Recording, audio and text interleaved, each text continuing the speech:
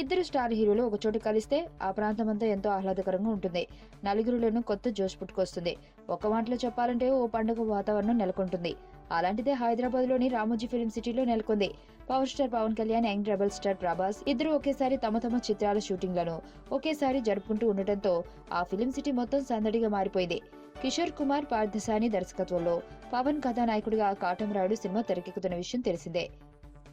ప్రస్తుతం ఈ movie shooting Ramoji film సిటీలో జరుగుతుంది. అక్కడ ఓ రైల్వే స్టేషన్ సెట్ వేసి యాక్షన్ సన్నివేశాలను చిత్రీకరిస్తున్నారు. యూనిట్ వర్గాల సమాచారం ప్రకారం హీరోయిన్ శృతి హాసన్ కొందరు రౌడీలు వేధిస్తుండగా పవన్ వారిని చితకొడతాడని, ఇదే ఆ సన్నివేశం సారాంశమని తెలుస్తుంది. ఈ మూవీ షూటింగ్ ని వీలైనంత త్వరగా ముగించి వచ్చే ఏడాది మార్చి 29న ప్రేక్షకుల ముందుకు తీసుకొచ్చేందుకు సన్నాహాలు చేస్తున్నారు.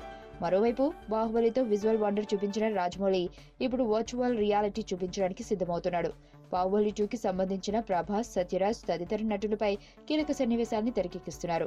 పనిలో పనిగా పోస్ట్ ప్రొడక్షన్ కార్యక్రమాల్ని ముగించుకున్నట్లు తెలిసింది. ప్రభాస్, రానా, అనుష్క, తమన్నా ప్రధాన పాత్రలు రూపొందుతున్న ఈ సినిమా వచ్చే ఏడాది ఏప్రిల్ 28న రిలీజ్ కానుంది. నీ స్నేహితుడు ఎవరో తెలిస్తే నీ క్యారెక్టర్ తెలుస్తుంది.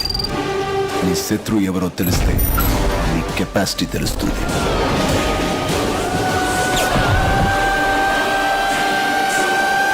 నా శత్రుని సెలెక్ట్ చేసుకున్నాను.